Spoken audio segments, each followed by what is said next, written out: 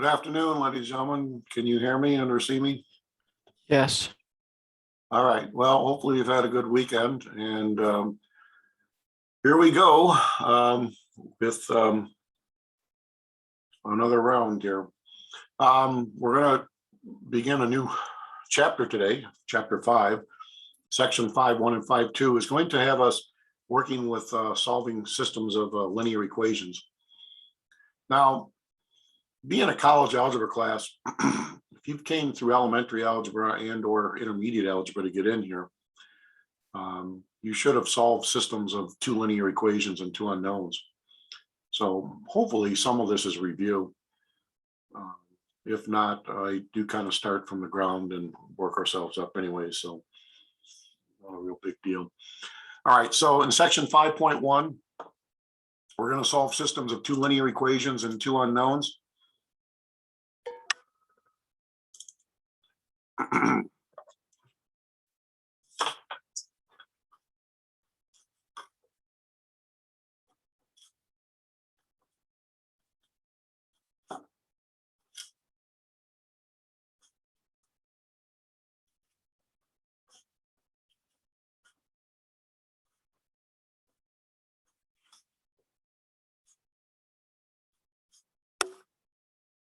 And eventually we will be solving nonlinear systems in this course, but today it's just linear systems. So in general, these systems look like this, where you have not one, but you have two linear equations and two unknowns, x and y. This is called a linear system, linear because the x's and y's are raised to the first power in both equations. We call it a linear system of two equations and two unknowns. And solutions to this system are going to be ordered pairs.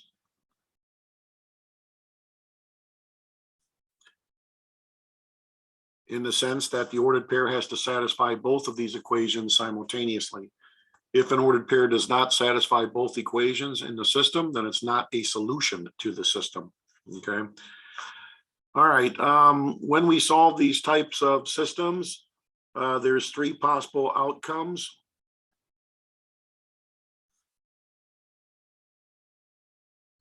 Either these systems are going to have one ordered pair solution,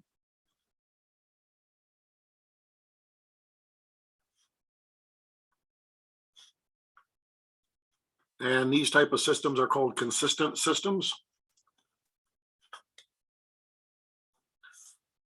Or a system of two linear equations and two unknowns could have no solution, no ordered pair solution.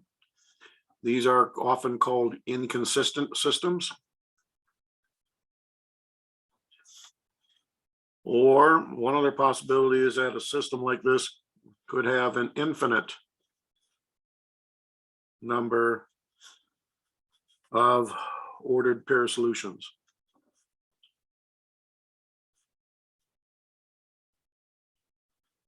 And these systems are often called dependent systems.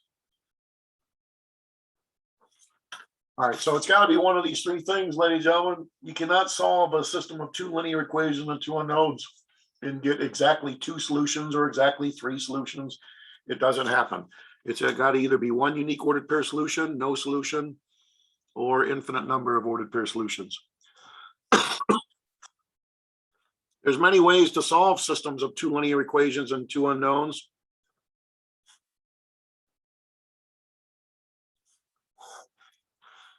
One method is called the graphing method.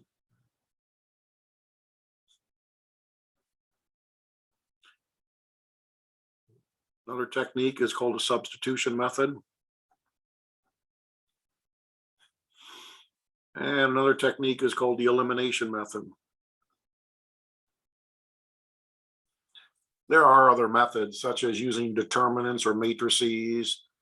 You could also solve these systems that way. But for now, we're just going to concentrate on these methods here: graphing, substitution, elimination method. These last two techniques are algebraic methods that do not involve any graphing, okay? All right. Any questions so far? Is this jogging your memory, ladies and gentlemen? Have you ever worked with systems of two linear equations and two unknowns before? Has anybody ever worked with these before?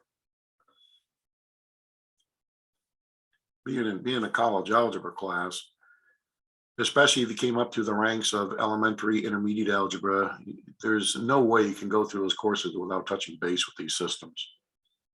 Okay. All right. So let's just dive right in, ladies and gentlemen, and try to solve a couple of these systems of two linear equations and two unknowns.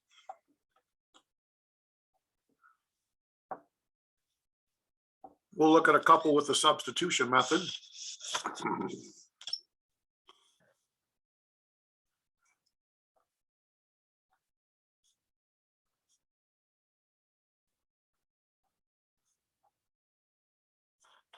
So we'll try to solve this system via substitution. First equation is y is equal to 2 minus 2x. And the second equation is 5x plus 3y equals 9. Now, the first equation is in slope-intercept form. Well, not really. It's very close, though. All we have to do is spin these terms around. The second equation is in standard form here. So to solve the system using substitution, it is our hope that at least one of these equations is solved for one of the variables. And notice our first equation is solved for the variable y in terms of x. And that being the case, I can take 2 minus 2x here, which is another name for y, and I can bring that down and substitute it in for the y variable into my second equation. Everybody see that there? So I'm going to bring the 2 minus 2x and substitute it in place of the y variable into the second equation. That's why we call this the substitution method. Upon doing that, my second equation collapses down to an equation involving only one variable, namely x. So we'll have 5x plus 3 times y, but in for y goes 2 minus 2x, and it's equal to 9. Now that we have only one equation and one unknown, we can solve for that one unknown. So now we just solve for x.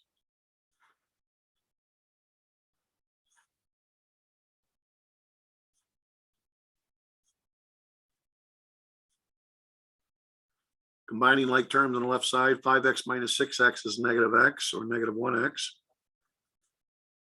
Minus 6 from both sides. Divide both sides or multiply both sides by a negative 1. We walk out of this with an x value equal to negative 3. And I'm done, correct? Am I done, ladies and gentlemen, with this problem? No, you need to find the y value. Thank you. Ladies and gentlemen, don't forget, when you're solving systems of two linear equations and two unknowns, your solution is not just a number. It's got to be an ordered pair. We just found the x coordinate of our ordered pair solution. You still have to find the y coordinate.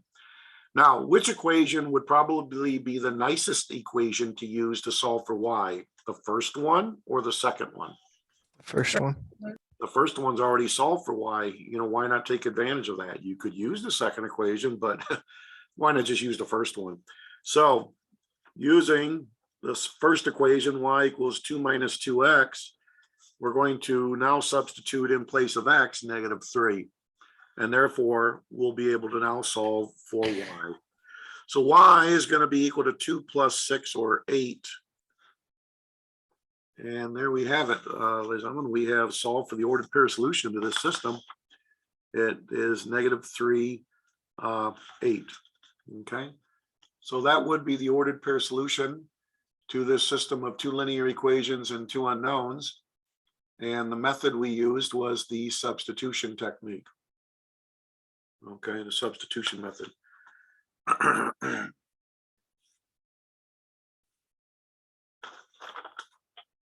Now, ladies and gentlemen, if you were to take the time to solve this system by using the graphing method, before you present this calculator to your, before you present this problem to your calculator, rather, we would have to have both equations solved for the y variable. The first one solved for y, the second one is not solved for y. So if you wanted to, check your answer on your calculator by using the graphing method, you'd have to solve the second equation for y to get it in the slope-intercept form. So why don't we check our answer We're done with this problem. We've solved it via substitution. Now I'm just going to show you how you can check your answer if you want to use your calculator. Let's take this equation and solve it quickly for the y variable. To do that, we subtract x from both sides.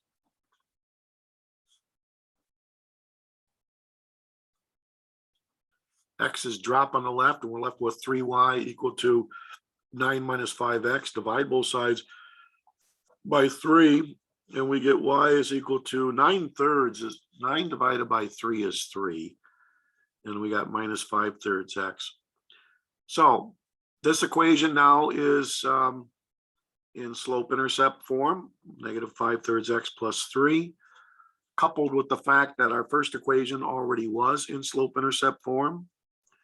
Now you would present both these equations to your graphing calculator. Let's go ahead and do that. Let's graph these two lines and let's see where they intersect. Okay, so let's take those two linear equations and graph them on our graphing calculator.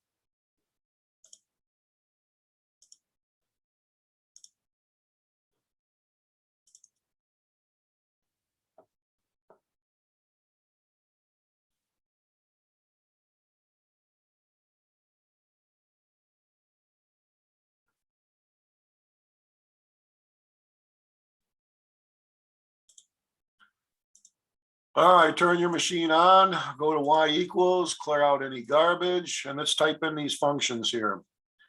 So the first function is negative 5/3 times x plus 3. The second equation is negative 2x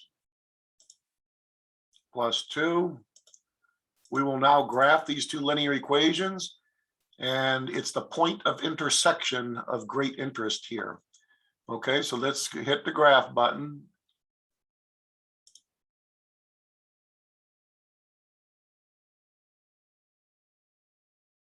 Okay, can't see our graph because my scaling's all messed up. So if I go to zoom and just go down to Z standard, I'll put my my x and y axis back into standard form, which is from negative 10 to 10 by 1 on both axes. We can begin to see this point of intersection here. I'm still going to have to go up higher on my y axis. So y max, I'm going to take to 20.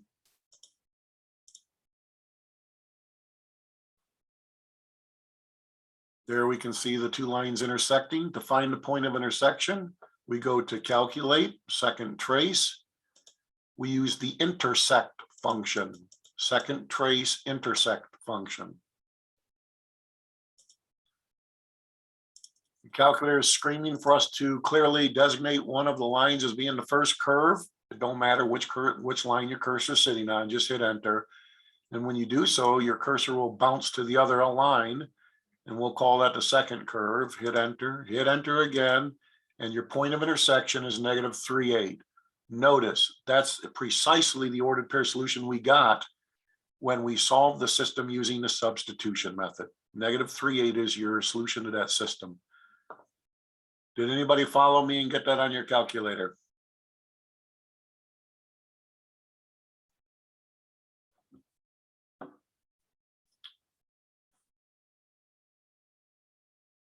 Did anybody get that accomplished on the calculator?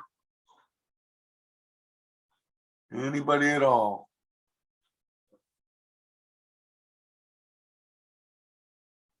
Yes. Okay. So, ladies and gentlemen, that's the only ordered pair solution to the system, is because that's the only point of intersection between the graphs of these two linear equations, negative 3/8. All right. Back up here.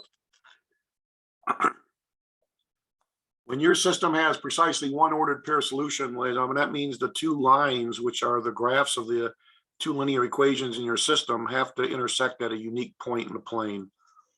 That's called a consistent system.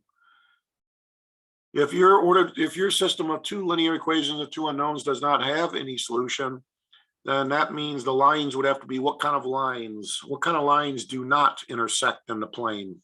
Parallel. Parallel. That means both equations would have to generate parallel line graphs. that would mean your system has no ordered pair solution, inconsistent system. Finally, if your system has an infinite number of ordered pair solutions, then both equations in your system would have to generate what type of graphs? How can a line intersect another line at an infinite number of points, ladies and gentlemen? How's that possible? They'd be the same line. They would have to be literally the same line. So there you got your three situations here, illustrated geometrically. Consistent systems have precisely one ordered pair solution, one point of intersection between the lines. Inconsistent systems where there's no solution to the system would mean that the graphs of the equations are unique parallel lines. Infinite number of ordered pair solutions means the two equations generate the same line. Okay, it's got to be one of those three scenarios with linear systems. All right. Okay. We can try another one here. So we're going to try to solve by substitution.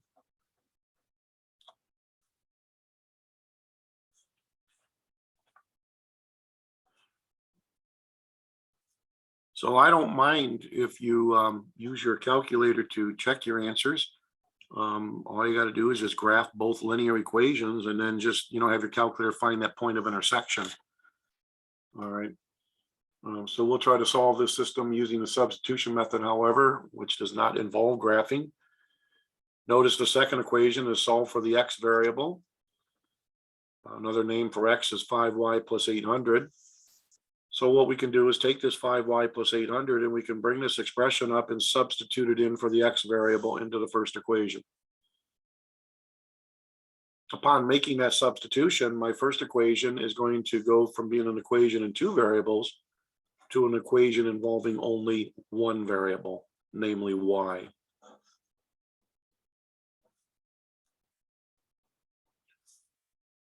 So our first equation, after we substitute in 5y plus 800 for x, becomes an equation only involving the variable y, of which we can now solve for. Distributing the 3 inside the parentheses here.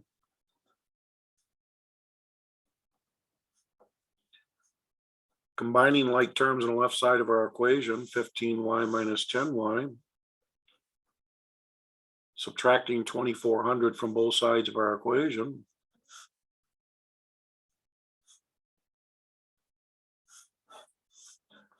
So we have 5y is equal to 1900 minus 2400 is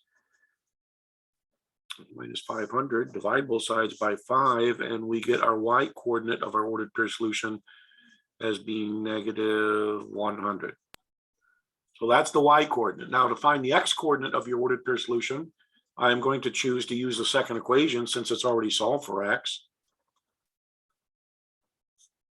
So therefore, using x equals 5y plus 800, I'm going to replace the y variable with negative 100.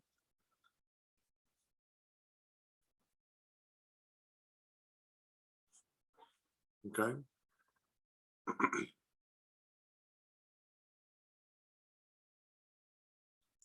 So therefore, x has got to be equal to negative 500 plus 800, or the x variable is going to be equal to 300.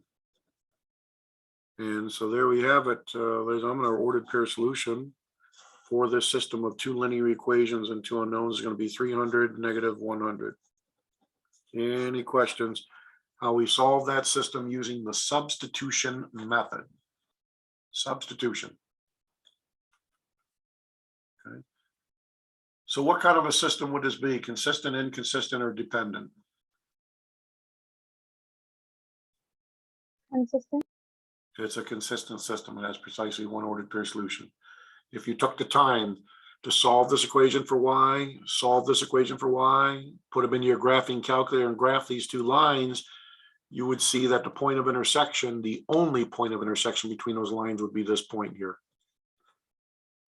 Only this ordered pair satisfies both the equations simultaneously. Only 300, negative 100 is a solution to this equation and this equation. There is no other ordered pair that satisfies both equations at the same time. Okay. Any questions how we solve that by substitution now?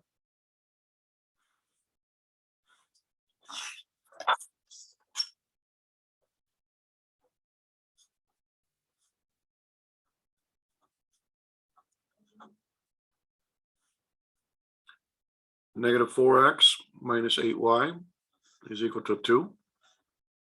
X is equal to 4 minus 2y. Again, the substitution method would probably be the most attractive method to employ on solving this system. X is solved for y, so x is equal to 4 minus 2y. Bring the 4 minus 2y, replace the first equation's x variable with it. And upon doing that, our first equation becomes negative 4 times x, but x is 4 minus 2y minus 8y is equal to 2. Distributing the negative 4 inside the parentheses here, we would have negative 16 plus 8y minus 8y equals 2.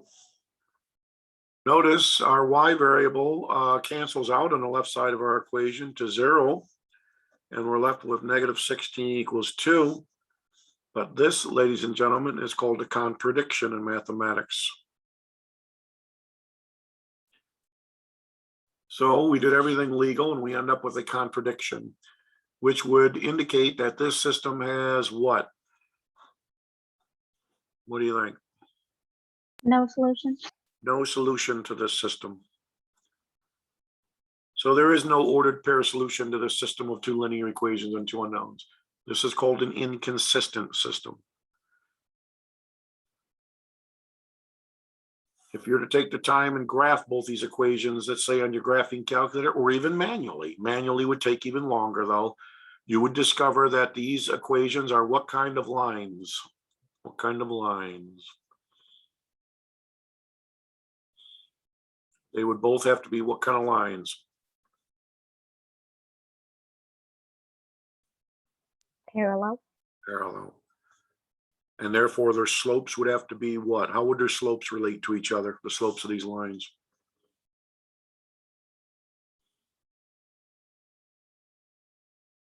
These slopes would have to be equivalent to each other, correct? All right. So there'd be no solution to that system.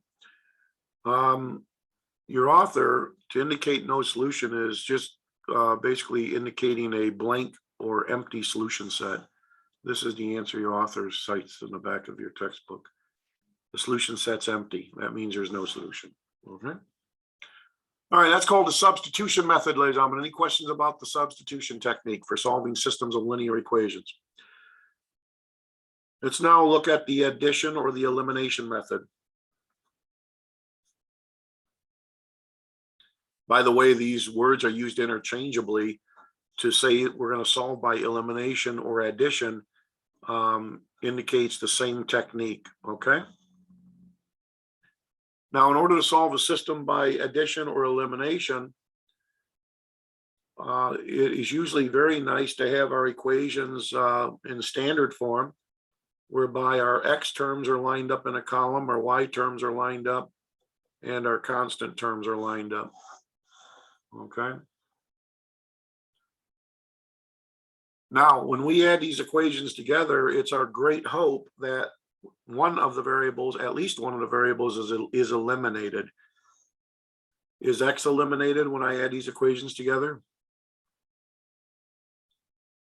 X is not eliminated.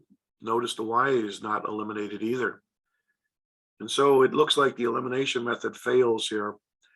Well, ladies and gentlemen, we can fix this system. We can transform it into an equivalent system whereby the elimination method will work. First of all, let's make a decision. What variable do you wish to eliminate? Technically, it does not matter if you choose to eliminate x or y. I'm going to eliminate y. That's my choice. So my choice is to eliminate y.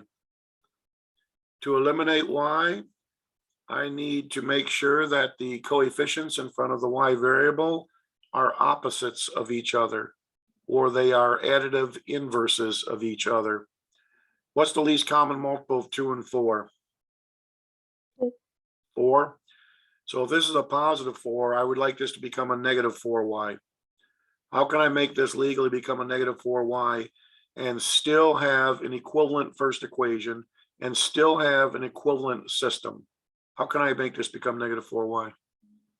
Don't you times the top equation by 2? We'll multiply the whole top equation by 2. Exactly. That's how we can still maintain an equivalent first equation and an equivalent system. So here goes the 2. 2 times 5x. I'll slide the new equivalent equation over to the right. Is 10x. 2 times negative 2y is minus 4y. And that's equal to 2 times negative 2y over here is negative 4. We will now slide the second equation unaltered underneath this new equivalent first equation. Now, when we add these equations together, we can see that the y variable is eliminated. And that's what we want. That's why we did back over here what we did. 10x plus 3x nets us 13x. The y's are eliminated. The right-hand side adds up to 26. Solving for x now, we divide both sides by 13.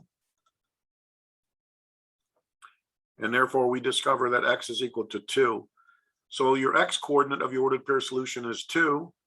To find y, we need to choose one of our equations, and it does not matter which one you choose.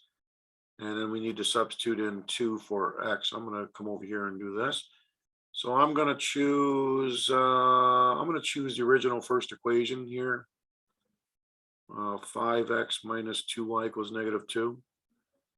So in place of x, I'm going to put 2. So we have 5 times 2 minus 2y equals negative 2. In which case I have 10 minus 2y equals negative 2.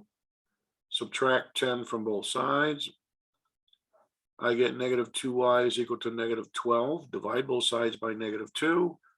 And therefore, y is equal to 6. We're done, ladies and gentlemen. We have found the ordered pair solution to this system of 2 linear equations and 2 unknowns. It is the ordered pair 2, 6. That is called the addition or the elimination method. And hopefully, you know, that brings back a memory, hopefully a good memory, when you looked at these back in either elementary and or intermediate algebra. Solving systems of linear equations using the addition or the elimination method.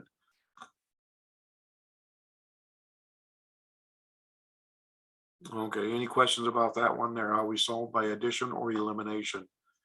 We add 2, upon adding our equations, got to eliminate one of our variables. We chose to eliminate y. So therefore, we had to multiply our first equation by 2 to arrange for that to happen. Okay. If you chose to eliminate x instead of y, you would get the same solution in the end. But notice, to eliminate x would require a lot more work than to eliminate y. So probably was easier to eliminate y here instead of x. So when we do it, we have to do it in the original one and not the one that we times by 2. No, it doesn't matter. You could have chose any one of these 4 equations here. You could even choose this equation here. I could have put 2 in for x. You'll still get the same thing for y, namely 6, okay? Okay. Because this equation is equivalent to this equation, correct? These are equivalent. Mm-hmm. So it doesn't matter which of these 4 equations you choose to put 2 into to find y. I just decided to go with this one. All righty? Okay, thank you. Okay. Any other questions about that? We solved that using addition or elimination. All right. Let's see here. Try another one here. Solve by elimination. Or what other word could they use in place of the word elimination here? They could have said solve by what? Addition. Addition method. It means the same technique, okay? So just remember, addition method means the same thing as elimination method. All right, they want us to solve this system of 2 linear equations and 2 unknowns using the elimination method. The problem with this system is the fact that the second equation has x and y on the same side of the equation, but the first equation does not have that. So in order to use the elimination method, we really should get both equations probably in standard form.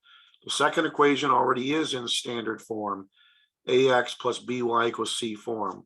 Let's hammer this first equation in the standard form. How do I do that? How do I get this into standard form? You put the x over the same side. Yeah, the same side with y. So I'm gonna, since the x is on the left, I'm gonna bring the 4y over to the left. How do I move a 4y to the other side? Subtract it. So we will minus off 4y from both sides of our first equation in the system here. And when we do that, we'll have 5x minus 4y is equal to 6. Now we can put the second equation underneath this one, and notice now both equations are in standard form, and therefore our x variables, y variables, and constants are lined up in columns. Now, what variable do you wish to eliminate? It's pretty much the same amount of work, ladies and gentlemen, regardless of your choice here. You want to eliminate x or eliminate y? It really doesn't matter which variable you choose to eliminate. Which one? X. Eliminate x. You could certainly do that. Let's eliminate x. So if this is 5x and this is negative 3x, we would like these coefficients to become opposites or additive inverses of each other. What's the least common multiple of 3 and 5? 15. 15. So wouldn't it be great if I could make this become a 15x and this become a negative 15x? Well, we can make it happen. All I got to do is multiply my first equation by what? The force 15 in front of the x here. 3. By 3. And then the second equation would have to be multiplied by what? The force of negative 15 in front of the x here. 5. Positive 5. All right, let's take a look at our new equivalent system. 3 times 5x, I'll put the new system down here. 3 times 5x is 15x. 3 multiplied by negative 4y is minus 12y. 3 multiplied by the 6 way over here is 18. Second equation, 5 times negative 3x is negative 15x. 5 multiplied by 7y is 35y. 5 multiplied by 1 is 5. Now, when we add these equations together, our x variable is what? Our x variable is eliminated. So adding these equations together, the x's are eliminated. They add up to 0. They're gone. Negative 12y added to 35y gives us 23y. And 18 plus 5 on the right side is 23. Solving for y now by dividing both sides by 23. Looks like y walks out of this with a value of 1. So now we know the y coordinate of our ordered pair solution. So we need to choose an equation now. Which equation do you want to go with? The 5x equals 4y plus 3. Okay. You can go with that original equation way back at the beginning. You can go with any one of these equations, this one or this one or this one or this one. It doesn't matter, ladies and gentlemen, just take your pick. Now, substituting 1 in for y, we can solve for x. So 5x is equal to 4 times 1 plus 6. Now we just solve for x. 5x is equal to 4 plus 6. 5x equals 10. Divide both sides by 5, and x is equal to 2. So what's my ordered pair solution? 2, 1. 2, 1.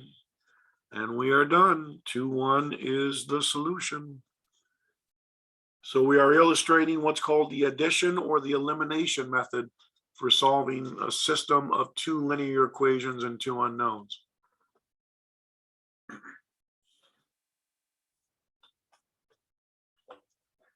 And notice elimination is the same thing as addition. Same technique. Okay. Any questions about how we solve that system using the addition method?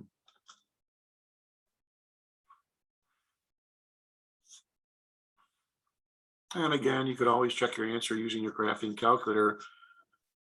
The thing with that, though, is you got to solve both equations for y, which requires a little bit of overhead work, you know. But once you get them solved for y, then you just throw them in your graphing calculator and graph them and see where the lines intersect. and they would have to intersect at 2, 1, okay? All right, so the addition or the elimination method.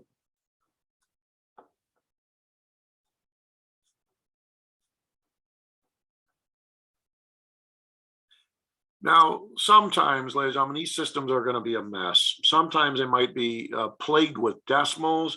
They might be plagued with fractions. They're not always going to be nice systems.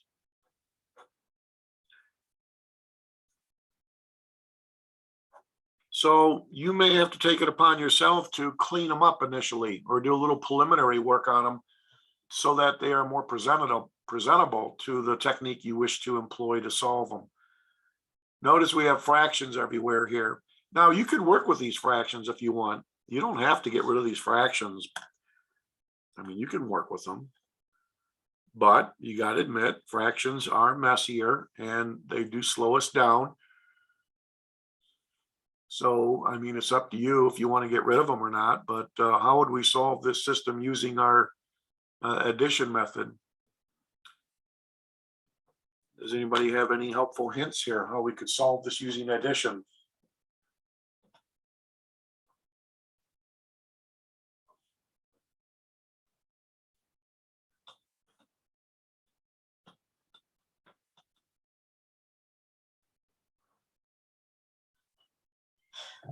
Could you flip, like do like a fraction of a number on, have the number on top that will cancel out the bottom number? Sure. Well, I guess they're different numbers on, I don't know. All right, well, what's that number called? How do we get rid of fractions in an equation? It's called the least what? Common denominator. Least common denominator. What would be the least common denominator of 2 and 10 here? 10? We could multiply this first equation by 10 to eradicate all the fractions. And then we could multiply the second equation by what? What's the least common multiple of 2 and 6? 6. 6. Now, this means this 10 is going to get multiplied by this fraction. And ladies and gentlemen, 2 divides into itself once and divides into 10 how many times? How many times 2 divided into 10 here? 5. 5 times. So therefore, when we multiply 10 by this fraction, we're going to be left with 5 times x plus 1. Minus, when we multiply this fraction by the 10, right here, these 10s cross cancel out, leaving you with just minus y minus 2. Now we got to multiply 10 by the right-hand side. Don't forget that. 10 times negative 1 is negative 10. Notice your fractions are all gone in the first equation. In a similar fashion, we multiply 6 by this second equation here. 6 times the first fraction in it has the 6's dropping out, cross canceling out, leaving you with x plus 1. 6 times the second fraction here. 2 divides into itself once, divides into 6 3 times. 3 then will get multiplied by y minus 2. And you must multiply the 6 also by the 21 over here. 6 times 21 is 126. So now our system looks like this. The good news is we don't have any more fractions to deal with. The bad news, ladies and gentlemen, is there's more work that needs to be done. Now, does anybody spot anything here? Notice we have x plus 1 here and x plus 1 here. We have y minus 2 here, y minus 2 here. Suppose I wanted to get rid of my y minus 2's here. Notice we have a plus 3 in front of this y minus 2. What would I like to force in front of this one so that they add up to 0? What would I like to put here? A 3. A minus 3. Do you agree? If I have a minus 3 times y minus 2 added to a plus 3 times y minus 2, these terms will drop or be eliminated. So let's multiply this first equation by 3. And when we do that, 3 times 5 times x plus 1 is going to be 15 times x plus 1. Then we take 3 times a second term. 3 times negative y minus 2 is going to be minus 3 times y minus 2. Then we can multiply the 3 times the negative 10 over here and get negative 30. And then our second equation will slide underneath this new equivalent first equation. So we're going to have 1x plus 1 plus 3 times y minus 2 equal to 126. Now, when you add these equations together, notice these terms are eliminated. These drop out. They're gone. And 15 of these x plus 1s added to one of these x plus 1s gives us 16 of these x plus 1s. 126 minus 30 is going to be what?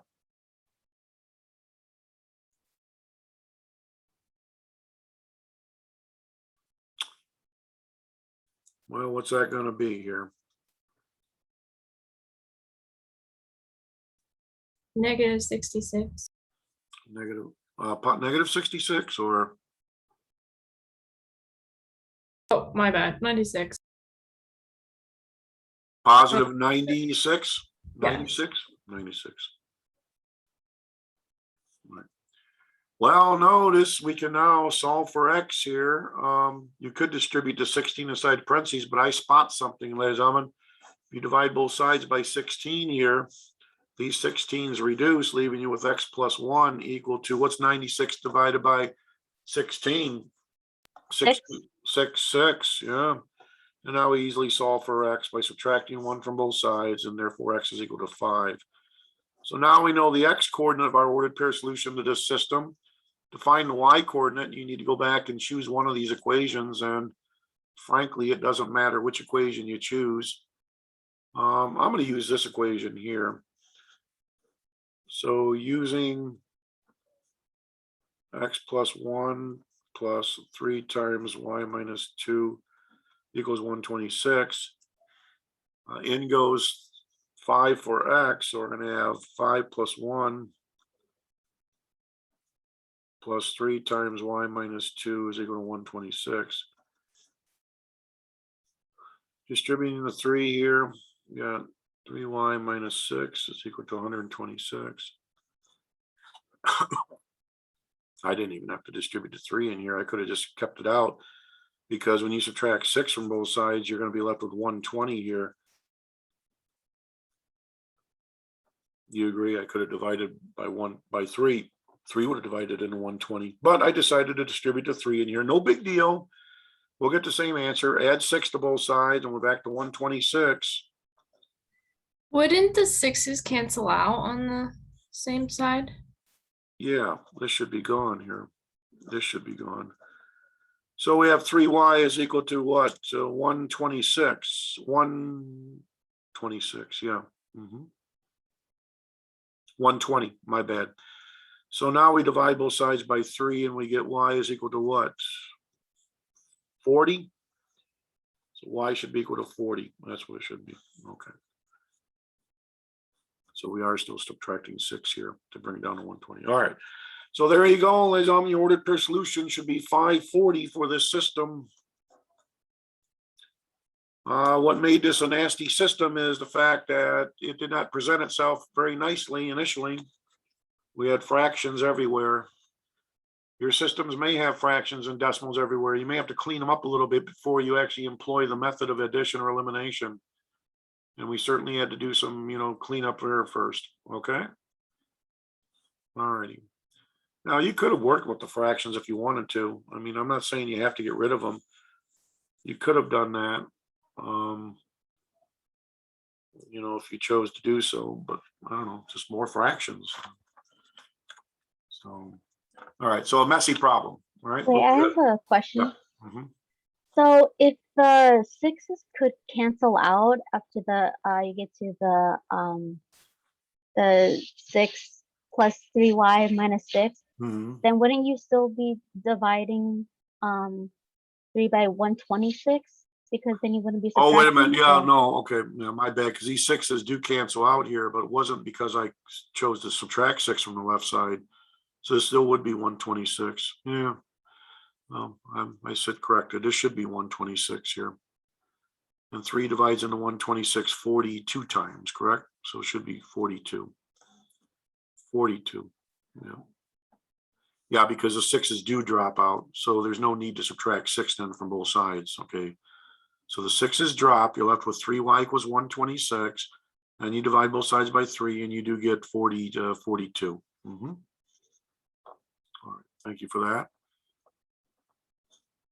So there we go. There's on 542 would be the ordered pair solution. 542. Okay. So a messy system because we have fractions in it. But like I said, your author is notoriously known for slipping in messy systems.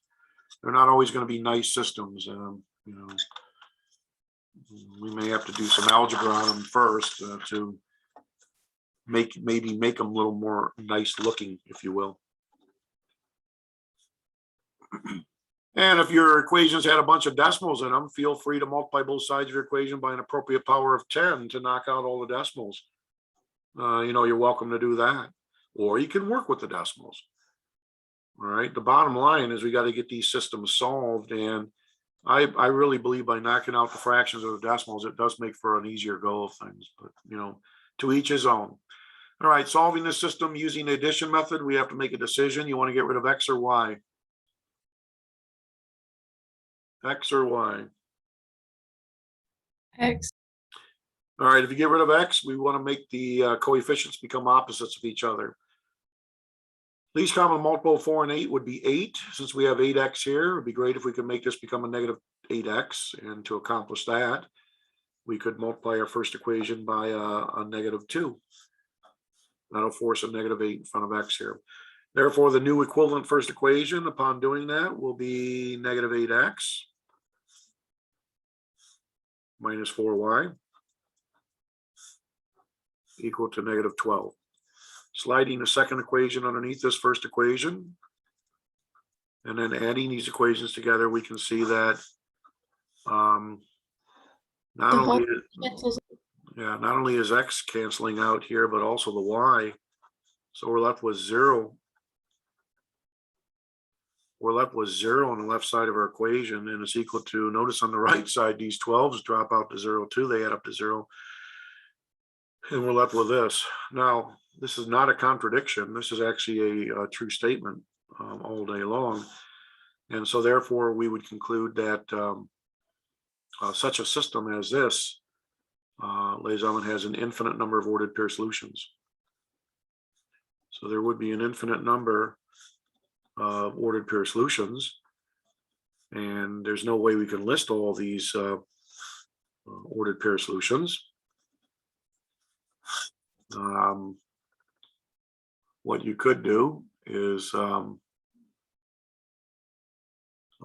you could present the answer in a little bit more sophisticated, precise manner than just saying infinite number of ordered pair solutions. You could take any one of these equations, and it doesn't matter which one you choose. And what I'm going to do is I'm going to choose maybe the second equation. Again, you could choose the first one if you want. It doesn't matter. And what I'm going to do is I'm going to solve this second equation here for the variable y. So to do that, I'm going to subtract 8x from both sides. The 8x's drop out on the left side, leaving you a 4y. And then we have 12 minus 8x on the right. Dividing by 4, I discover that y is equal to 3 minus 2x.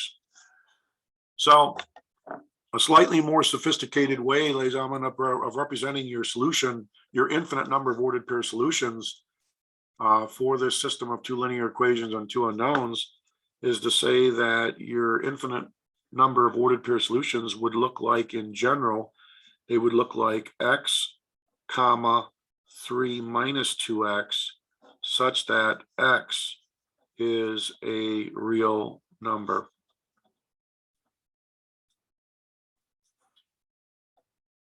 This is what your ordered pair solutions would look like. Now, where did I get the 3 minus 2x? I've obtained the 3 minus 2x by taking the second equation in the system and solving it for y. So whatever we choose for x, the y coordinate would have to be 3 minus 2x.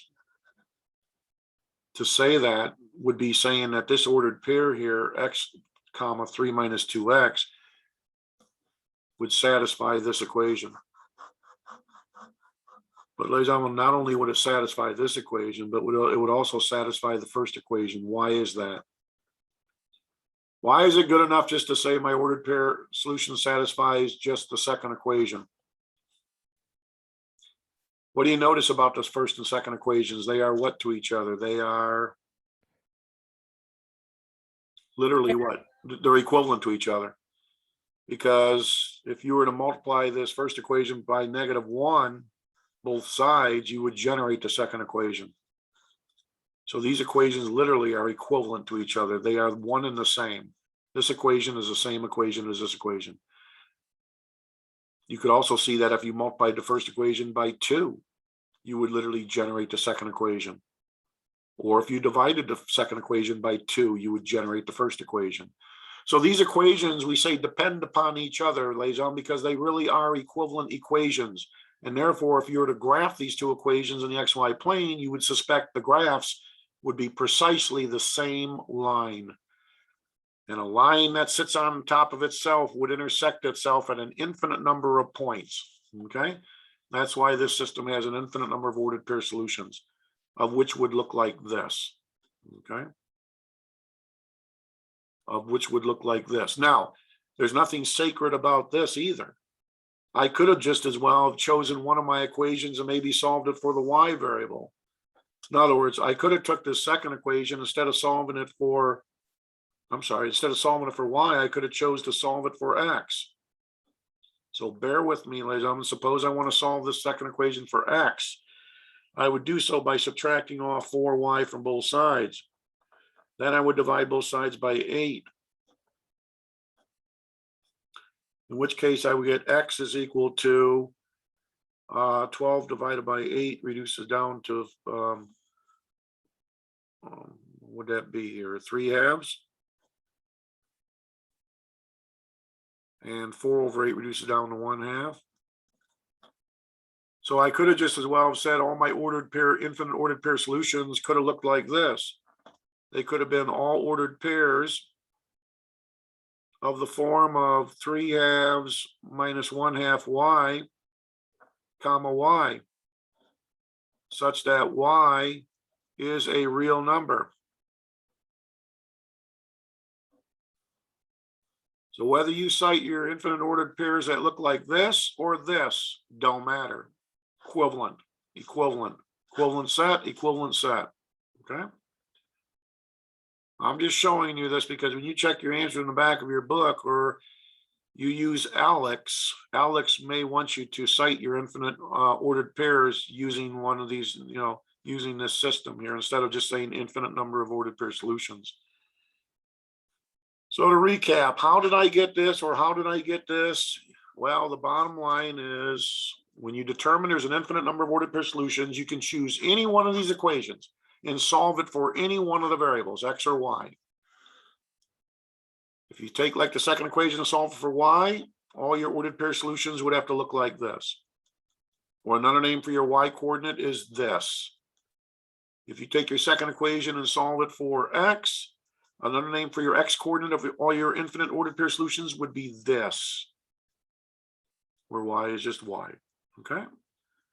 All right. I could have just as well taken the first equation in that system and solved it for x or y to cite my infinite set of ordered pair solutions.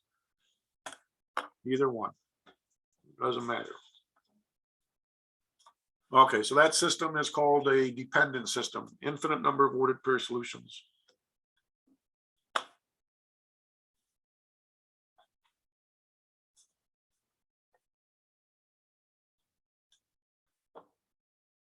All right, so I'll give you a classwork problem here now.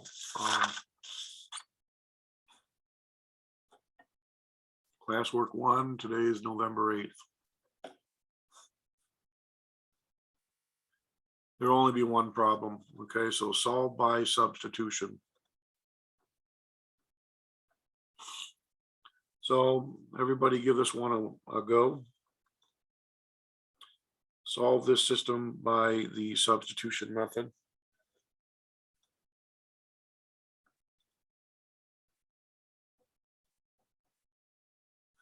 All right, so see if you can solve that using substitution.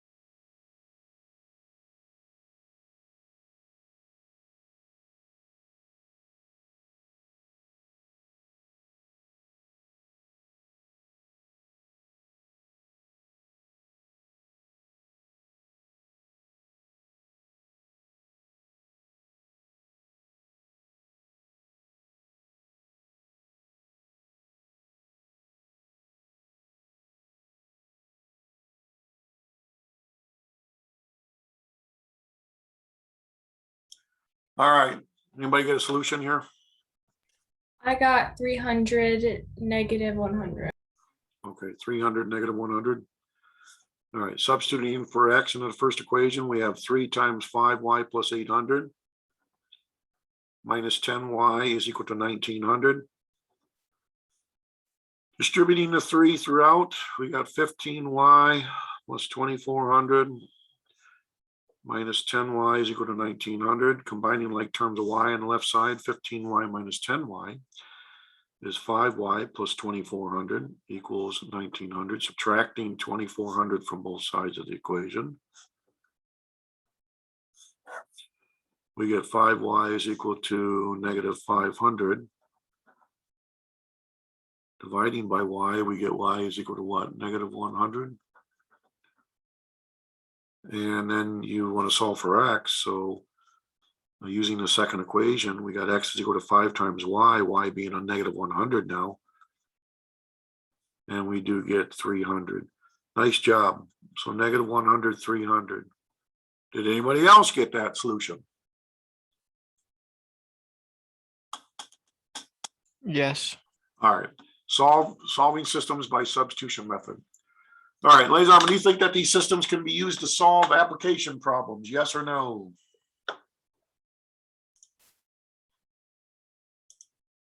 The answer is that's a big affirmative. You can solve systems application problems that we solved in the past with 1 variable. You can solve them with 2 variables. Number 52, a pharmacist wants to mix a 30% saline solution. You remember these beauties, with a 10% saline solution to get 200 milliliters of a 12% saline solution. How much of each solution should she use? Ladies and gentlemen, you remember a problem like this? This is a mixture problem. Number 52. We can set up a system of 2 equations and 2 unknowns to help us. So we're going to mix a 30% solution to a what?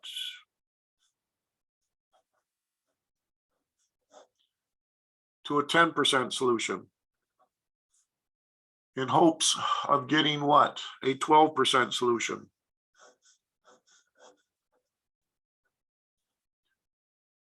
Now, we don't know how much of the 30%, 10% we should add together. We know that we must have 200 milliliters in our final solution.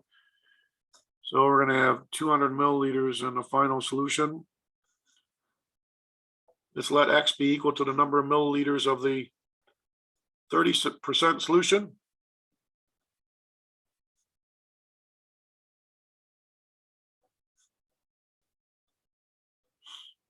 That'll be milliliters.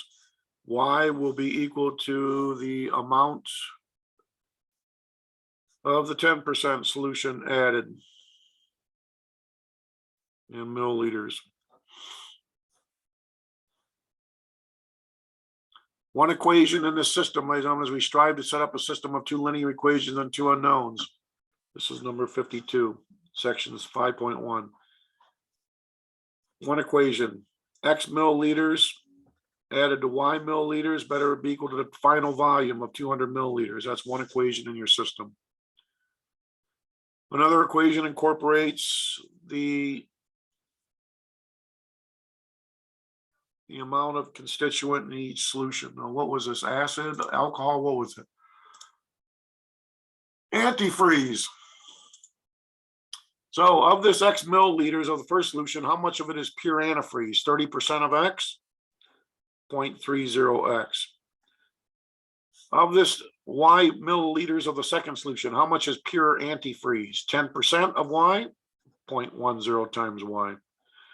Of this 200 milliliters in our final solution, how much is pure antifreeze? 12% of 200 milliliters, 0.12 times 200. Ladies and gentlemen, we now have a system of 2 linear equations and 2 unknowns of which we can then solve for X and Y. This second equation looks like a royal mess, decimals. Let's knock them all out by multiplying both sides by 100. When we do that, our equivalent second equation is going to be 30X plus 10Y equals 12 times 200. First equation, unaltered. 12 times 200 is going to be 2400. So our equivalent system then is going to be this right here. Now, what variable do you wish to eliminate? X or Y, ladies and gentlemen? What do you think? X or Y? X. If you get rid of X, you might want to make this become a negative 30X because we have a positive 30X here. So let's multiply the first equation by negative 30 to generate a new equivalent first equation of negative 30X minus 30Y equal to negative 6,000. Slide the second equation underneath this equation.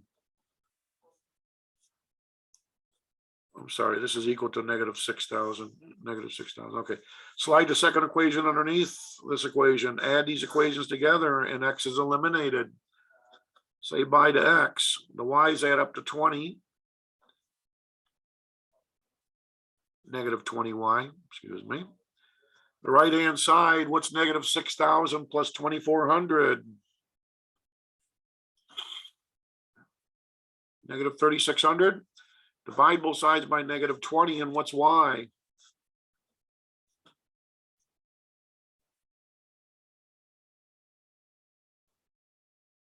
Well, it'd be what? 180? Is that correct? Yeah. 180 milliliters of what? What was Y again? Y was the amount of the what? 10% antifreeze solution that must be added. So we must add 180 milliliters of the 10% antifreeze solution. Shouldn't it have been 1800 instead of 3600 because the 2400 was a positive? All right, just back up there. I took negative 30 times this equation here. Negative 30 times 200 is negative 6,000. Got 2,400.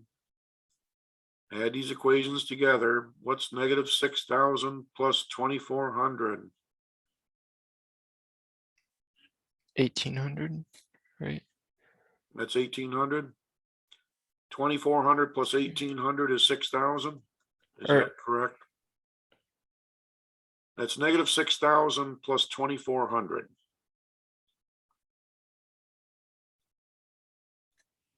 Isn't it negative 3,600? Oh, you're right. I'm sorry. For some reason, I got like the amount Alrighty. mixed up. Sorry. 180 milliliters of the 10% antifreeze solution, and how much for the other one?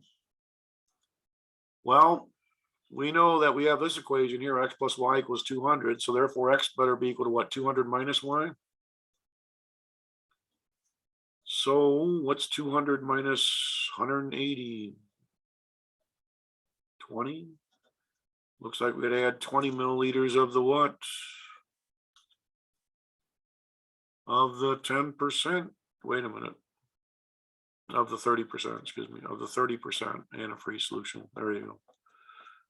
All right, so you must add 180 milliliters of the 10% antifreeze solution to 20 milliliters of the 30% antifreeze solution to ensure that we will get a final antifreeze solution, which is 12% concentration of 200 milliliters. So, ladies and gentlemen, yes, you can use systems of two linear equations of two unknowns to solve these word problems that we solved in the past. The only difference is, instead of saying this is X and this is equal to 200 minus X, like we did in the past, we said 200 minus X, we're now calling it another variable Y. But no big deal, because do you agree from this equation, Y would be what, 200 minus X anyways? Isn't that true?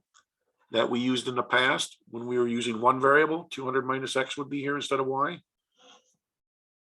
You get the same solution whether you use one variable or two variables. Doesn't matter. All right. So yes, these systems can be used to solve application problems, ladies and gentlemen. It is definitely possible.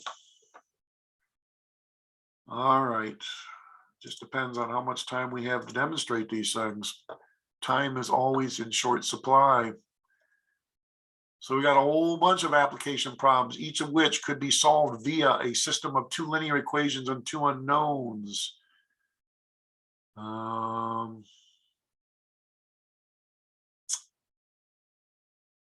So, you know, any one of these problems. Now, because you can use Alex, don't you have a button in the upper right corner of the screen that says, show me a similar example if you get stumped on one on your homework? Don't you have that, ladies and gentlemen? Yeah. That is an invaluable little button, isn't it? Show me a similar example. Let me ask you this question here. Even if I don't assign problems out of your textbook, would you still want me to post solutions for textbook problems in case you decide to maybe try a textbook problem on your own? What do you think?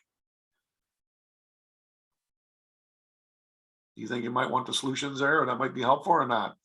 That'd be nice, Yeah. in my opinion. Yeah. All these problems in your textbook are just sitting here waiting for you to do something with them, ladies and gentlemen. Even though I don't assign them, doesn't mean that I'm going to prevent you from opening up your textbook and actually trying a couple on your own. I know I would if I was a student. I know another thing that I would do if I was a student in this class. I would strongly make it a point to look at all the examples in the sections that I cover. I would go through these examples with a fine-tooth comb. I'm going to make sure I understand what's going on with these examples. Your author does a very good job in laying out all the solutions to these examples. I would definitely make it a point to look at these examples. Now, I don't know what else to say to emphasize how important it is. You know, if I could do cartwheels forwards and backwards simultaneously to make you do that, I would do that. But I'm just too old to do that, ladies and gentlemen. So does anybody look at the examples in the sections I covered? Just curious. Anybody? I see anything. I think do that one that I don't have in my notes. that'd be an awesome thing, though. I mean, it does supplement what I talk about in class. Look at, your author does a very nice job in explaining these in detail. All the solutions are laid out here. They even use color too, even better than what I use, you know. So I think by looking at these examples in these sections I go over would be very, very helpful, extremely helpful in complementing what I'm saying in class. Okay. All right. Well, ladies and gentlemen, do you want to see another application problem solved or what? Or do you want to move on to the next section? Time is of the essence, though.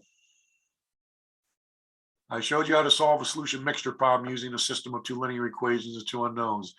Here's a simple interest problem where you could set up a system of 2 equations and 2 unknowns to solve for the amount of money deposited in each account. So I don't know. Do you think that, you know, you could do one of these or what? Using a system of 2 equations, or do you want to see one demonstrated or what? I think we're good. All right. Like I said, I'll post the solutions. If you need extra practice, if you want to try some of these word problems, try a couple. If you get stumped, the solutions will be on Canvas for you to look at. All of this information is before your eyes, ladies and gentlemen. The solutions to problems, the examples in the textbook, they're all there. But I can't make you do anything. I can just lead you to the trough of water. I cannot make you drink from the trough of water, okay? You got all these supplementary things if you need extra practice. Your textbook problems you can do, and I'll post the solutions. Look at all the examples in your textbook. Your author lays all the solutions out. It's all there. All right, so let's move on. Let's move on to the next section. Ladies and gentlemen, section 5.2.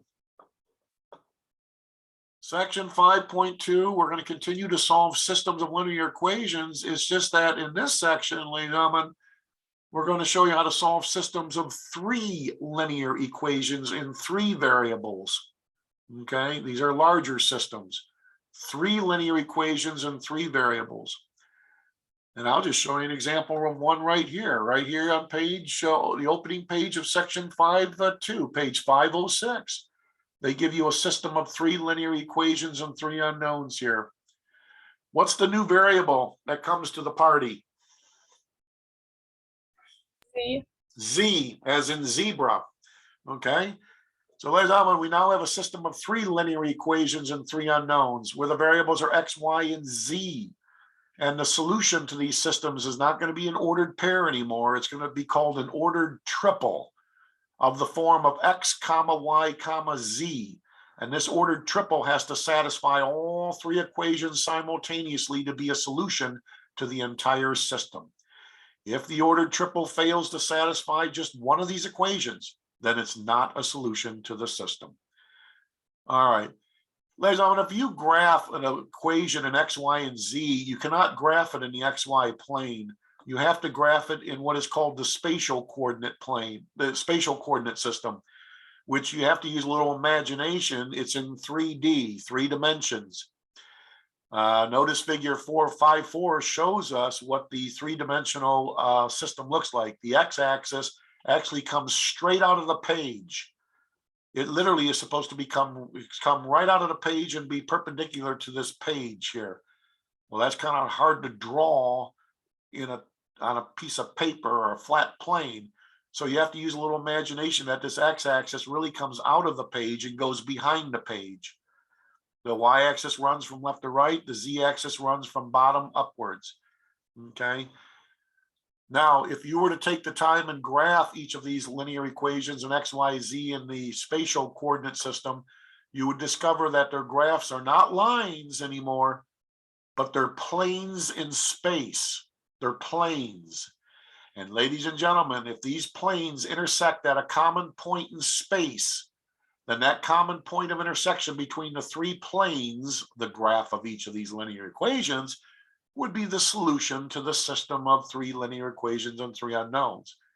So it's a point in space now that has an x coordinate, a y coordinate, and a z coordinate. Okay? And if you stick in this math business long enough and eventually get to calculus 3 is called multivariable calculus here at Mott. You will start working in the XYZ coordinate system as you start working with surfaces in space, okay, and planes in space.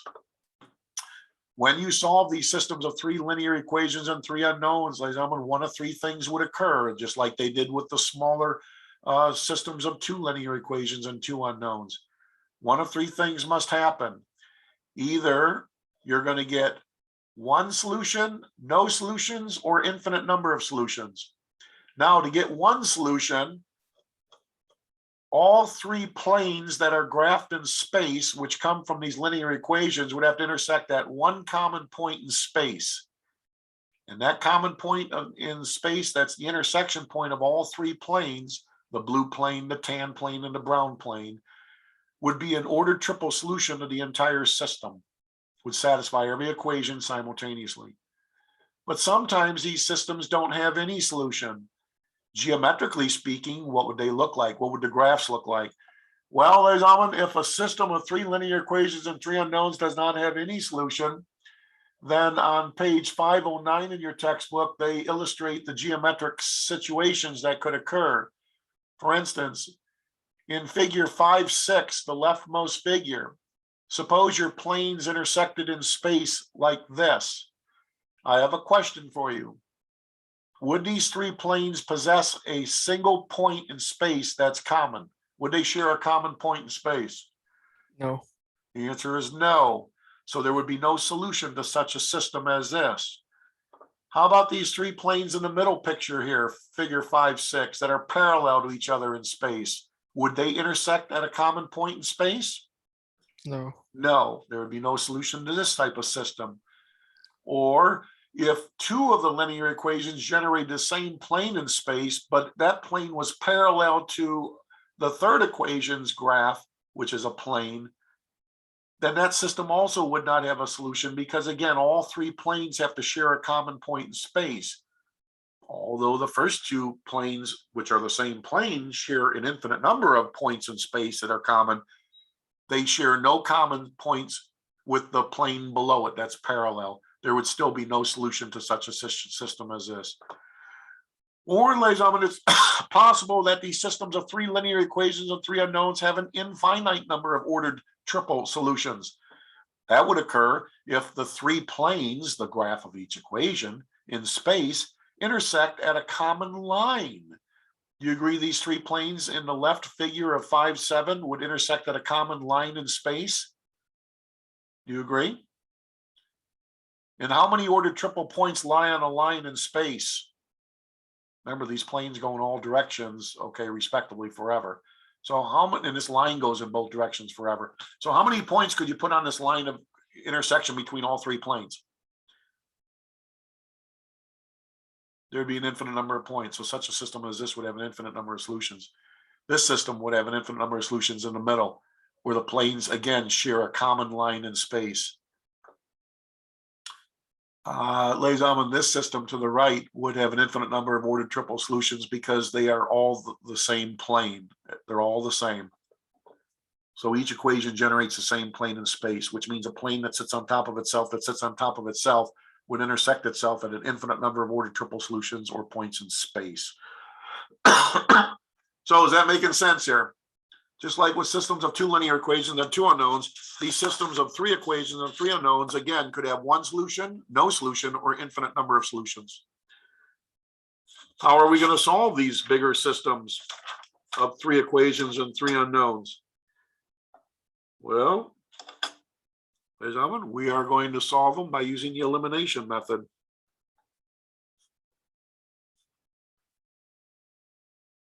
We solve these larger systems by using the elimination method.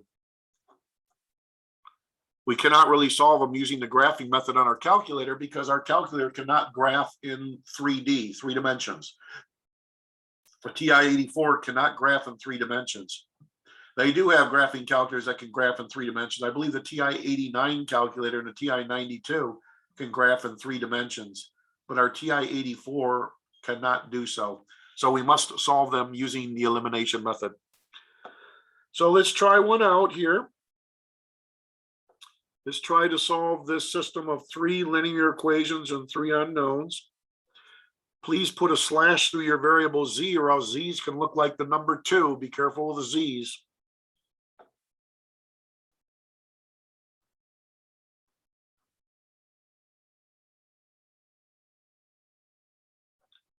So here we have a system of 3 linear equations and 3 unknowns. We call it a linear system because all the variables x, y, and z are raised to the first power.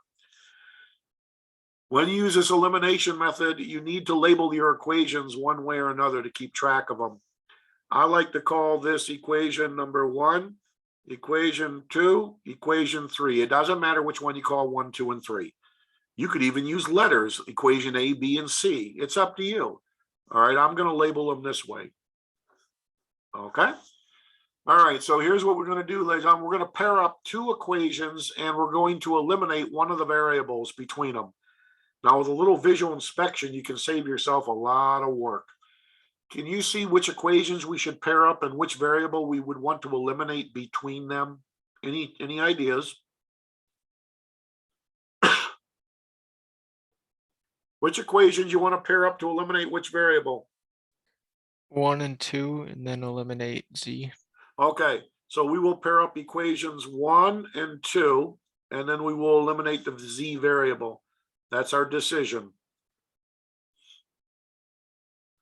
Make sure you keep these equations labeled. Otherwise, if you don't keep these things labeled, you're going to lose track of what's what, and this whole thing's going to fall apart fast. So you got to have organization in this process. Otherwise, it's going to get real messy real quick, and we're basically just going to be mired in a quagmire. We're going to be bogged down in a swamp, not knowing where we're at. Ladies and gentlemen, I got equation 1 and equation 2, and you decided that we're going to get rid of the z variable. That sounds good to me. If we got negative 2z here, how do I force in a 2z here? How do I put a 2 here? Times it by 2. Let's multiply equation 1 by 2. My new equivalent equation 1 is going to slide over to the right here. So I got 2 times 3x, 6x. 2 multiplied by negative 2y minus 4y. 2 multiplied by the right-hand side 2. Wait, 2 multiplied by 1z, excuse me, is 2z. Now 2 multiplied by the right-hand side 2 gives me a 4. That's my new equivalent equation 1. Sometimes we say equation 1 and we put a prime symbol here, ladies. That prime means that this came from our original equation 1. It's still equivalent. but it just has been transformed a little bit. That's why we put a little prime symbol there. Okay. Equation 2 will slide underneath this equation. This is equation 2, the original equation 2. Now we're going to add these equations together, and by doing so, the z variable is eliminated. 6x plus 5x is 11x. Negative 4y plus 1y is negative 3y, and the z variable is eliminated, and the right-hand side gives us 5. We need to give this equation a brand new name. Let's call this equation number 4 and put a box around it. So, ladies and gentlemen, we have equation 4.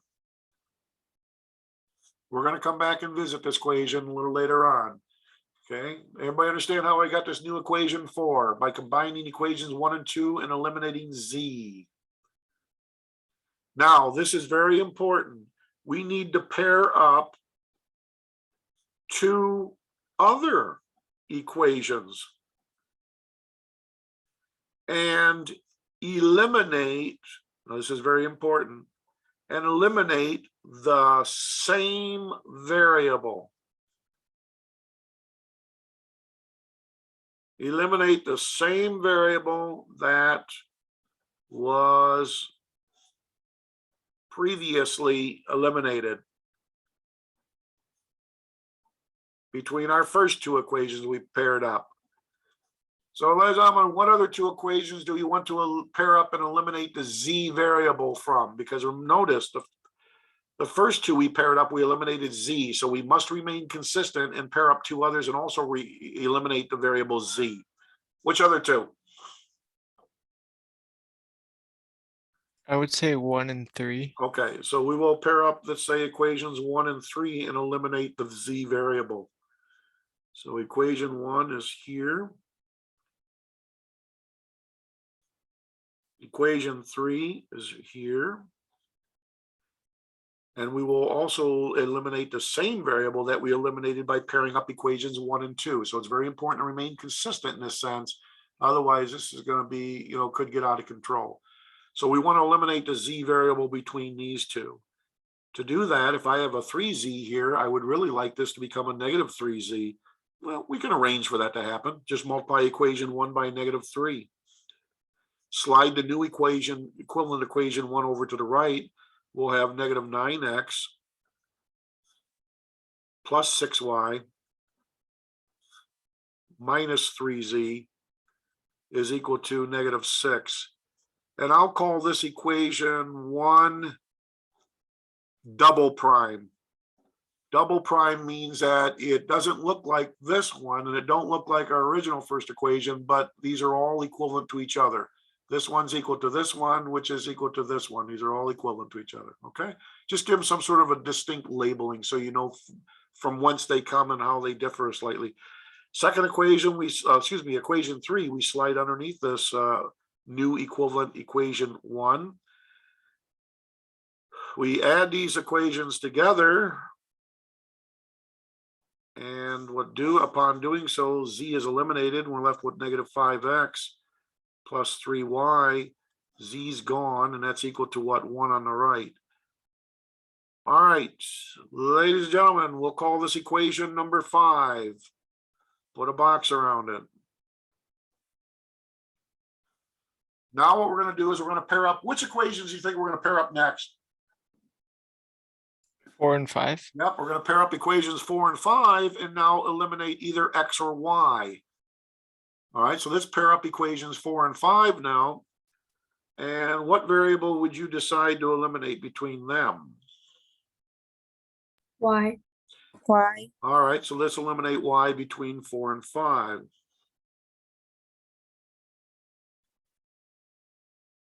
And obviously that's a no-brainer here. Do you think? Because look at y is good to go. Do you agree? Just adding these equations together, y drops out, and we're left with 6x, and that's equal to 6 on the right. Now finally we can solve for x. So solving for x, dividing both sides by 6, we get x is equal to 1. Now we know the x coordinate of our ordered triple solution to the system of 3 linear equations and 3 unknowns. We need to still find the y coordinate and the z coordinate. To find the y coordinate, you need to choose either equation 4 or 5. It doesn't matter which one you choose. I'm going to go with like equation 5. So choice, using equation 5, -5 times 1 plus 3y equals 1. We can now solve for y. Adding 5 to both sides, we'll have 3y equals 6. Dividing by 3, we get y is equal to 2. Now we know the y coordinate of our ordered triple solution. Therefore, to find the z coordinate of our ordered triple solution, we have to come back and choose any one of our original equations here, or any one of these equivalent equations. Doesn't matter, just pick an equation. Which one you want to go with? I'm going to go with equation 1. So, using equation 1, I'm going to replace the x variable with 1 and replace the y variable with 2, and then we'll be able to solve for z. So we'll have 3 times 1 minus 2 times 2 plus z equals 2. Hence, we got 3 minus 4 plus z equals 2. Well, this is -1, and we add 1 to both sides, and we'll have z is equal to 3. Ladies and gentlemen, we're done solving this system of 3 linear equations and 3 unknowns. Okay, so I chose equation 5. I put 1 in for x. 1 in for x. I chose equation 1, excuse me. I chose equation 1. I substitute 1 in for x, 2 in for y, and then I solve for z. Okay, just solve for z. And I get z is equal to 3. So what's my ordered triple solution? 1, 2, 3. 1, 2, 3. Ladies and gentlemen, 1, 2, 3 is the only ordered triple that satisfies all 3 of these linear equations simultaneously. It's the only point in space that is shared equally by the plane of this equation, the plane of this equation, and the plane of this equation. They all intersect at this one point in space, 1, 2, and 3. Pretty cool, huh? Systems of 3 linear equations and 3 unknowns. You know, out in industry, ladies and gentlemen, they solve massive systems of hundreds or thousands of linear equations and thousands of unknowns. They use supercomputers to solve those massive systems, though. They solve those systems to make logistic decisions. Numerical weather predictions solves massive systems of linear equations using supercomputers that can crank out trillions of calculations per second. Trillions of calculations every second. They solve massive systems to generate your weather forecasts, numerical weather prediction. We're just working with systems of 2 equations and 2 unknowns, and 3 equations and 3 unknowns. That's all we're working with. Look at how tedious even a system of 3 equations and 3 unknowns is. Could you imagine solving a system of 100 equations and 100 unknowns manually by hand? Good luck on that one. Like that Snickers commercial. I don't know if you remember the old Snickers commercial, gonna be a while. Okay, any questions? How we solve the system of 3 linear equations and 3 unknowns using the elimination method.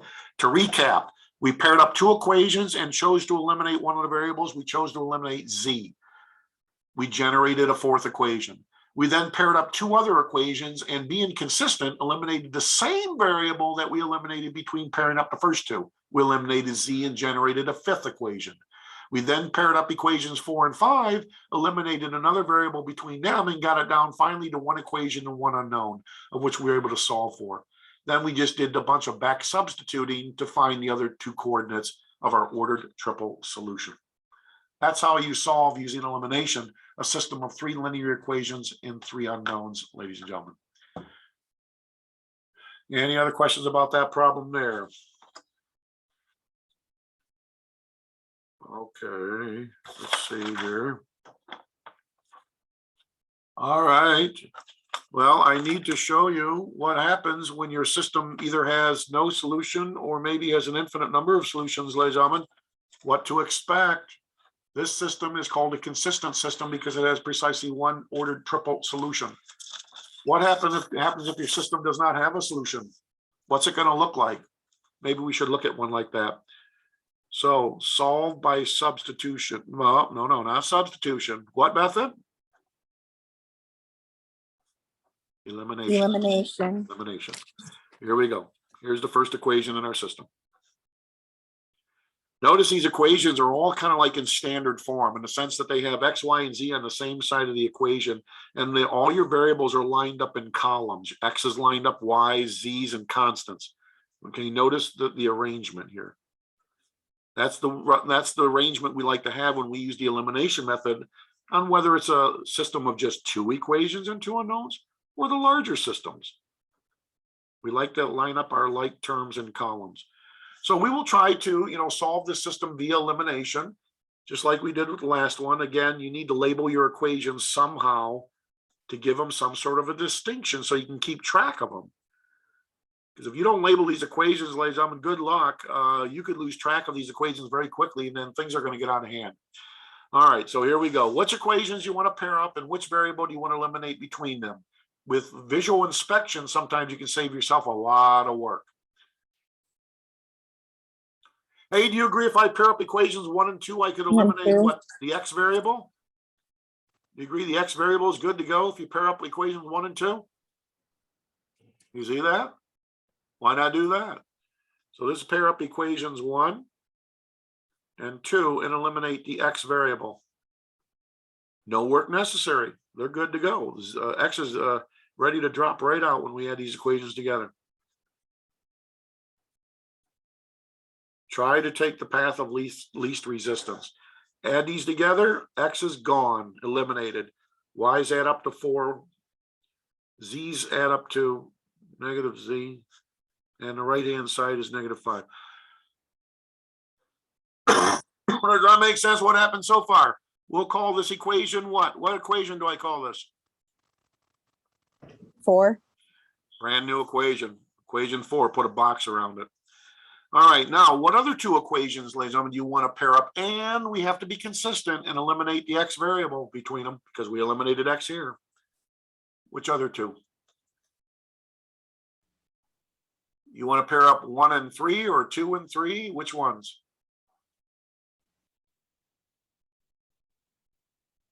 One and three. 1 and 3. Choice. We'll pair up equations 1 and 3. Here's equation 1. Now, to remain consistent with what we did with the first 2 paired equations, we must also eliminate X between these 2. That is something that's important to remain organized in the solution process here. So we will eliminate X between these 2. We have a 3X here. We want this to become -3X. To accomplish that, we multiply equation 1 by -3. My new equivalent equation 1 upon doing that will become -3X plus 18Y minus 9Z equals -24. This is my new equation 1. Maybe you can call it equation 1 prime, correct? Equation 1 prime. Give it a slightly different distinction from the original equation 1. Slide equation 3 underneath this one. Keeping your like terms lined up in columns. Add the equations together. X is eliminated. Y's add up to 20. Z's add up to -5. Right-hand side goes to -30. We'll call this equation 5. Box around it. Now, ladies and gentlemen, we'll pair up equations what? 4 and 5. And what variable do you want to eliminate between 4 and 5 now?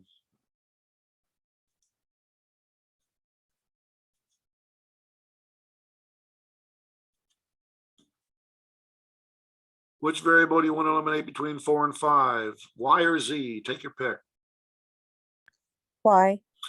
Y. If this is 20Y, we want this to become -20Y. To arrange that, we multiply this equation by -5.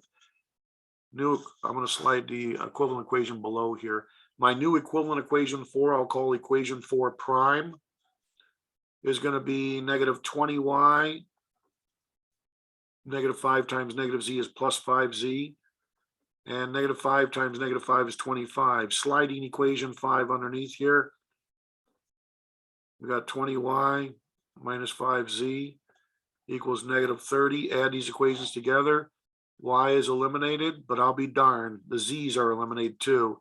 We're left with 0 equal to this numeric number on the right side, which is -5. Is this true or false? That is false. That's called a contradiction. Ladies and gentlemen, we would slam on the brakes on this system and say this system has what? What do we conclude about the system? It has no solution. No solution. There would be no solution to this system. If when you get into calculus 3 and you graph all 3 of these planes in space, you'll see that these planes would be what? At least 2 of the planes would have to be what? Unique parallel planes. Do you agree? Or the planes would all have to intersect in what? 3 unique lines in space. They do not share a common point in space. There's no solution to that system. Anybody see that there? Contradiction. It may happen. Or if you do go through the process and you run into a situation where you end up with a true numeric statement at the end, then you would conclude that your system has an infinite number of ordered triple solutions. This one was a false statement. I'm saying if you run into a true statement, you'd say the system has an infinite number of solutions. Okay. So, ladies and gentlemen, the elimination method for solving systems of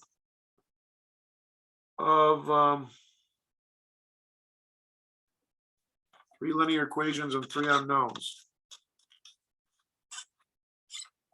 See that there? Now, I just want to point out sometimes these systems, ladies and gentlemen, are going to be kind of like fragmented in the sense that not all your equations are going to have all your variables present. For instance, look at this system here.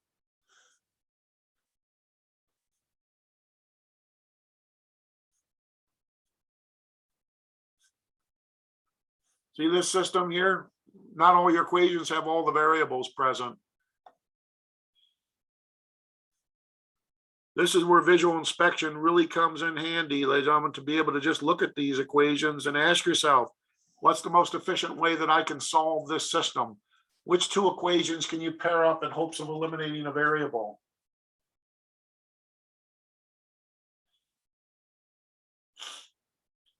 Which way would you go with this system?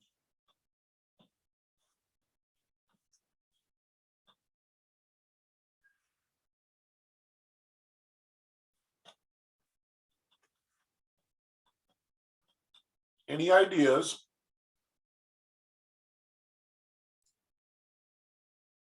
1 and 2, and then you eliminate Z.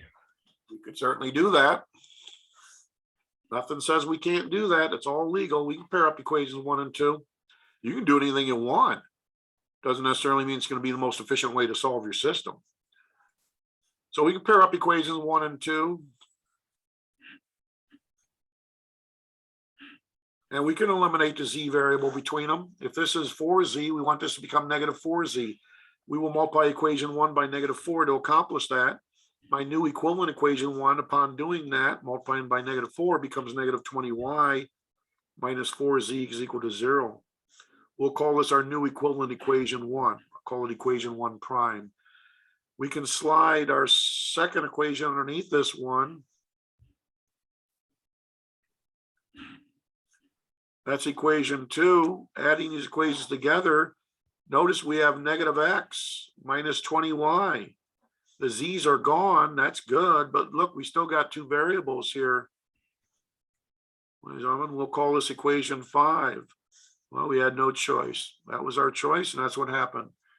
Now, what else could we do here? What else can we do here, ladies and gentlemen?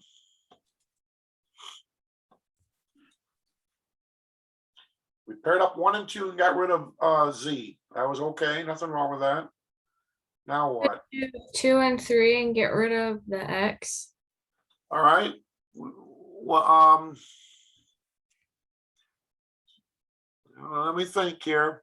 Now look at, if we pair up 2 and 3 and get rid of X, we'll have an equation in Y and Z, and this equation's in X and Y. Tell you what, let's pair up equation 2 and 3 and eliminate what? Z. If we can eliminate Z between 2 and 3, we'll have an equation involving X and Y, which we can then pair up with this equation that has X and Y. Do you agree? Yeah. Let's do that. Okay, so you can see you really got to be thinking on your toes here with visual inspection a little bit. So we will pair up equations 2 and 3 and remain consistent, eliminate Z between these two.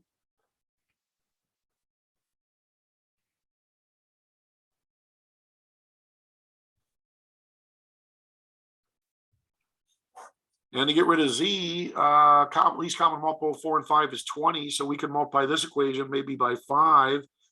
That'll put a 20Z here. And then we multiply this equation by a -4. So we multiply this second equation by 5, we'll have -5x plus 20z equals 0. This is your new equivalent equation 2. I'll call it equation 2 prime. Multiply this equation by -4, we get 4x minus 20y minus 20z equals 0. We'll call this equation 3 prime. Now we add these equations together and z is eliminated. The x's add up to -1, and we got -1x minus 20y is equal to what? 0. We'll call this equation 6.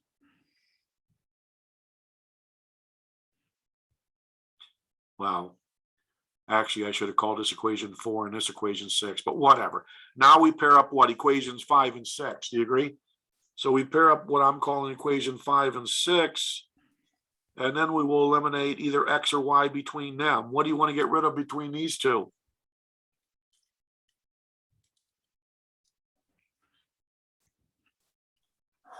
X or y? Let's get rid of x. Let's multiply the first equation 5 by -1, in which case we'll have positive x plus 20y equals 0. That's your new equation 5. Sliding equation 6 underneath this, and then adding these equations together, what do we notice? Everything. Yeah, we get 0 equals 0, correct? Which is a true statement. And so, ladies and gentlemen, our answer is this system has an infinite number of ordered triple solutions. Infinite number of ordered triple solutions.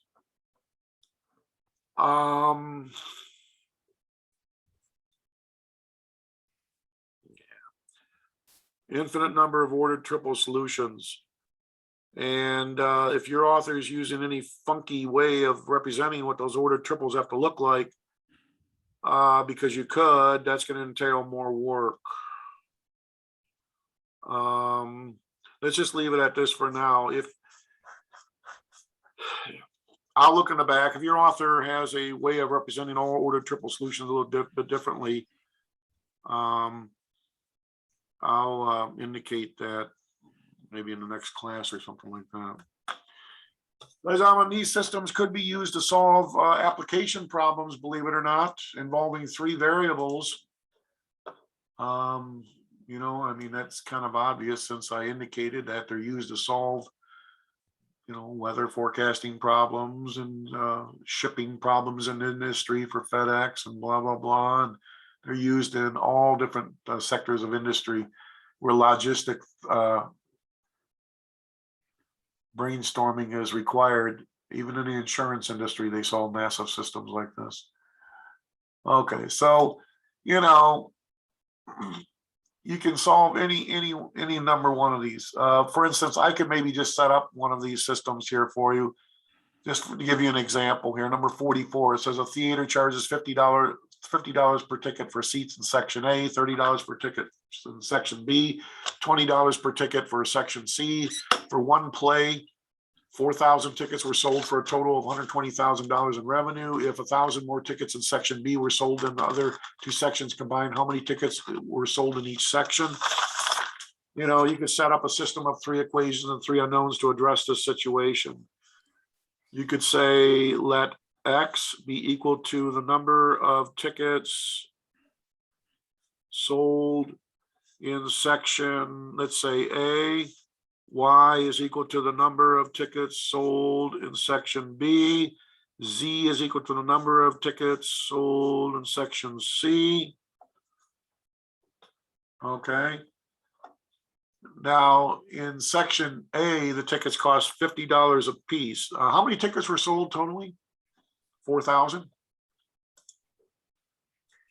So one equation in your system lays out to say the number of tickets sold for section A added to the number sold for section B added to the number sold for section C better be equal to 4,000 total tickets sold. That's one equation in your system. Everybody see that there? Now, to get the other equation, we need to use the other information used in the problem. Section A tickets went for $50 a piece. We sold X of them, so 50 times X dollars made from section A tickets. Added to section B tickets went for $30 a pop. We sold Y of them, so 30 times Y dollars raked in from section B tickets. Section C tickets went for $20 a piece. We sold Z of them, so 20 times Z is the amount of money brought in from the section C tickets, and that better be equal to the total revenue brought in. What was the total revenue brought in? 120,000. $120,000. So look at, we have now another equation in our system. Revenue, the revenue equation, you could call it. Okay. It's the amount of money raked in from section A, B, and C added together, total revenue. Now there's another equation we need, and where are we going to get this other equation? Well, there's something else in here. It says, it says if 1,000 more tickets in section B were sold than the other 2 sections combined. What does that mean, ladies and gentlemen? We sold more tickets in what section? A, B, or B. C? B. B. How many more? 1,000 more. 1,000 more than the other 2 sections combined. And so, ladies and gentlemen, that's saying the number of tickets sold in section B, which is Y, is equal to 1,000 more than the number of tickets sold in sections A and C. So that's 1,000 more than X plus Z. There you go. You now have a system of 3 equations and 3 unknowns. If you wanted to solve this by elimination, what would we have to do with this third equation? What do we have to do here?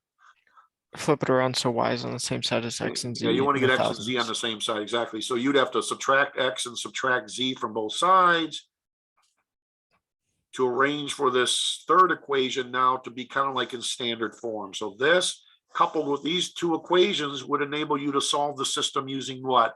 Elimination. Does that make sense? To determine how many tickets you sold in each section. Does that make sense how you set up the system, ladies and gentlemen? Yes. All right. So you would probably feel confident, you think, maybe in solving this system now? Using elimination, just like we did with the other ones? Yes. Okay. I think you probably could do that. I think I showed you enough examples how to solve these systems using elimination, whereby you could solve this system now using elimination for X, Y, and Z. All righty. All right, that's all we got time for, ladies and gentlemen. I exhausted my time. It seems like I always run out of time in this class. There's just so much to talk about in college algebra. So that's it. I will update Alex. Please, ladies and gentlemen, look at some of the examples in the sections that I go over. Just look them over, okay? Just make sure you can follow through what your author is doing with them. I think that's an excellent way to reinforce the concepts that I'm going over in class. All righty. And if there's no other questions, I'll let you go. Have a good day. Have a good Monday. Have a good one. All right, we'll see you. Bye.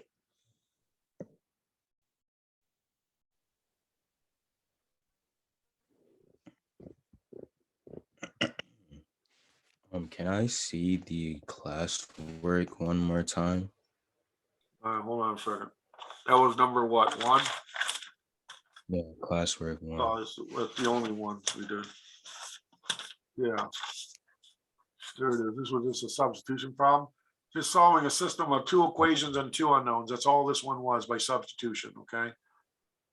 And Okay. there it is in its entirety. I just got it all on the screen right there, okay? All right. Thank you.